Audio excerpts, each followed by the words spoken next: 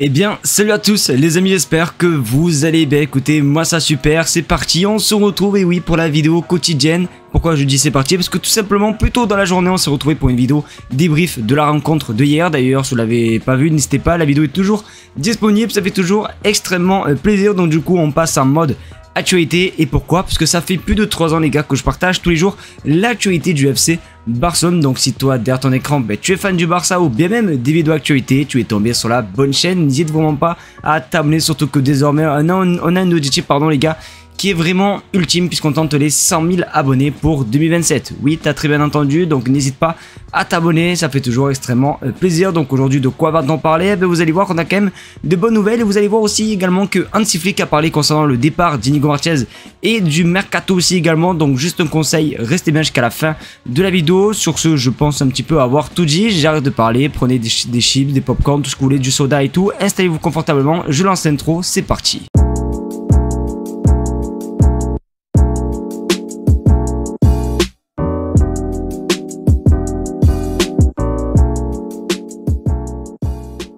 Du coup, les amis, on va commencer par votre séquence préférée, la question de la communauté. Alors pour ceux qui me rejoignent aujourd'hui sur YouTube et qui connaissent pas la question de la communauté, c'est très simple, c'est une séquence qui vous permet du coup à vous les amis de participer tous les jours dans les vidéos, et ça vraiment d'une façon mais tellement simple, parce que t'as juste simplement à écrire des commentaires sous les vidéos, et toujours je sélectionne un commentaire et je le partage en vidéo. Donc imaginons vous voulez figurer dans la vidéo de demain, t'as juste à mettre un commentaire ou voire même plusieurs commentaires sur cette vidéo, et peut-être que du coup ton commentaire sera sélectionné. J'espère avoir été compréhensible, si c'est pas le cas, tant pis pour vous. Et du coup voici le commentaire pour Renato Vega: est mieux, moins cher, plus jeune et plus talentueux, et gaucher aussi. Donc merci à toi déjà pour ton commentaire. Et pour ceux qui ne savent pas de quoi il parle notamment de la dernière vidéo que j'avais fait sur l'actualité du Barça, où j'avais parlé de Loïc Badé, et du coup il nous donne son avis, et lui il préfère Renato Vega, le jeune défenseur de Chelsea. Alors oui, il a un énorme potentiel, il est talentueux, il est dur aussi sur l'homme et tout, ça peut être une bonne piste. Mais j'ai regardé les prix et c'est les mêmes prix, c'est à dire que Renato Vega c'est 25 millions d'euros, et je crois que Badé c'est 30 millions d'euros. Donc bon, pour 5 millions d'euros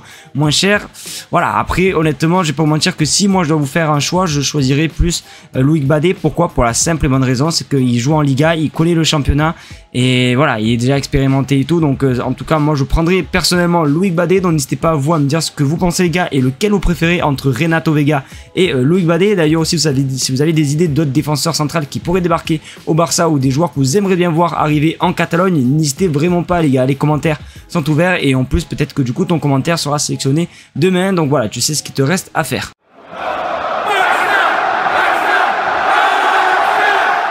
Alors les amis, cette info va un petit peu vous diviser dans les commentaires, et ça va vraiment être très intéressant. D'ailleurs n'hésitez vraiment pas à donner votre avis quand vous verrez l'info, parce que vous le savez, il y a 1 an et demi, voire même 1 an, il y a eu le projet de jouer un match de Liga aux États-Unis. Je sais pas si vous en souvenez. Alors moi je trouvais l'idée plutôt cool, parce que déjà ça permettrait aux supporters américains de pouvoir voir leurs équipes préférées à proximité. C'est pour ça que c'est bien aussi les pré-saisons, c'est-à-dire les pré-saisons, par exemple les tournées asiatiques, les tournées Amérique, les tournées en Afrique, tu vois, au moins que ça permet tout simplement aux équipes de se déplacer, de découvrir du bon monde, et ça c'est toujours assez cool. Mais c'est vrai aussi que pour le point négatif, je sais pas si vous en souvenez, la saison dernière quand on avait fait la tournée américaine, il y a eu quand même pas mal de matchs qui ont été reportés à cause des problèmes météorologiques, et les stats ne sont vraiment pas trop adaptés pour les pluies, etc. Donc ça aussi c'est un petit peu un mauvais point. Mais sachez que oui, ça va peut-être bel et bien se faire. Regarde sur votre écran officiel, la Fédération espagnole de football demande à l'UEFA de délocaliser Villarreal Barcelone à Miami. La rencontre comptant pour la 17e journée de Liga pourrait donc être jouée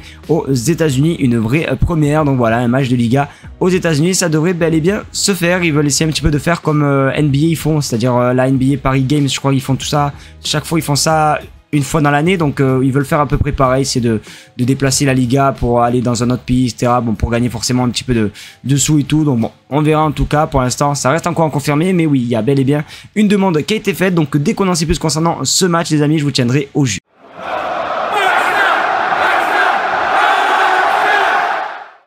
Ça va Al Nasser, on vous dérange pas trop. Déjà que vous nous avez pris Inigo Martinez, vous allez pas non plus continuer à nous prendre tous nos joueurs, parce que oui, le club d'Arabie Saoudite déjà qui nous ont pris Inigo Martinez, ils sont en phase aussi de recruter Kingsley Coman, mais aussi un autre joueur du Barça, et c'est clairement pas une blague. Regarde sur votre écran, Al Nasser envisage désormais de recruter Ferran Torres. Donc bon, Honnêtement, je sais pas, je suis pas trop ouf. En plus, Ferran Torres, c'est vraiment une saison exceptionnelle. Même lors de cette pré-saison en Asie ou au Japon, il a été vraiment aussi exceptionnel. Il a été décisif et tout. Donc pour moi, je vois pas le Barça vendre Ferran Torres. Mais c'est vrai quand même que je me pose la question. Je me dis, imaginons, Al Nassr propose 80 millions d'euros.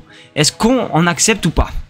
Et c'est vrai que quand même 80 millions d'euros, les gars, on sera vraiment rentable, fois 1000 hein, sur Ferran Torres. Mais bon, en tout cas, non, je pense pas que le Barça va le vendre. Et même, je veux pas le voir partir parce que, comme j'ai dit, c'est vraiment une vraie doublure de Lewandowski. Encore, on aurait eu encore un autre attaquant. T'as vu une vraie doublure et tout. J'aurais dit oui, mais là, c'est vrai qu'à l'heure actuelle, je vois pas vraiment le Barça vendre Ferran Torres. Après, on verra. On sait vraiment pas ce qui va se passer dans le foot parce que regardez déjà, il y a des joueurs comme Darwin Núñez qui a signé là-bas. Bon, bref, ça va tellement trop vite, etc. En plus, l'Arabie Saoudite sont en train vraiment de faire des mercatos, mais vraiment exceptionnels. C'est un truc de ouf leur mercato en Arabie Saoudite. Donc on va voir tout simplement qu'est-ce qui va se passer. Mais voilà, en tout cas, il faut savoir que Al Nassr est intéressé par Ferran Torres. N'hésitez vraiment pas vous à donner votre avis, les gars, dans les commentaires et à me dire si vous êtes chaud ou pas à l'idée de vendre, imaginons Ferran Torres. Après, bon, ça m'étonnerait que, voilà, comme j'ai dit, que le club accepte de vendre Ferran Torres.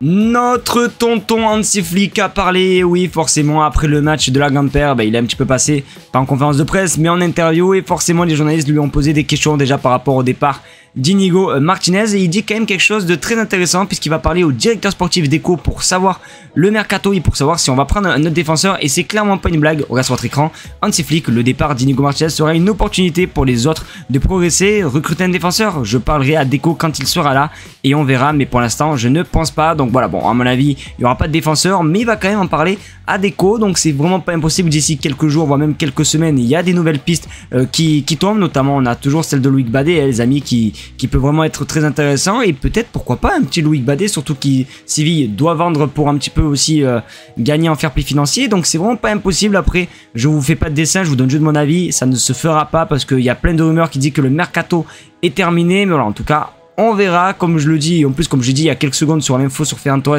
et l'Arabie Saoudite, le foot ça va tellement trop vite qu'en fait on sait pas ce qui peut se passer. Tant que le mercato est ouvert, tout peut se passer. On s'attendait pas à ce qu'Inigo Martinez parte, et bon regardez, il est parti, donc vraiment tout peut se passer. Donc on va voir, mais en tout cas Hansi Flick va parler à Deco pour le mercato et pourquoi pas déjà recruter un autre défenseur central. N'hésitez pas à me dire ce que vous pensez, et comme j'ai dit aussi lors de la première séquence, vous avez des idées de défenseurs qui pourraient venir au Barça, du moins des défenseurs que vous aimeriez bien voir au Barça. N'hésitez vraiment pas, les commentaires sont ouverts pour tout le monde. En tout cas j'ai hâte, mais peut-être que les prochaines semaines s'annoncent plutôt bouillantes.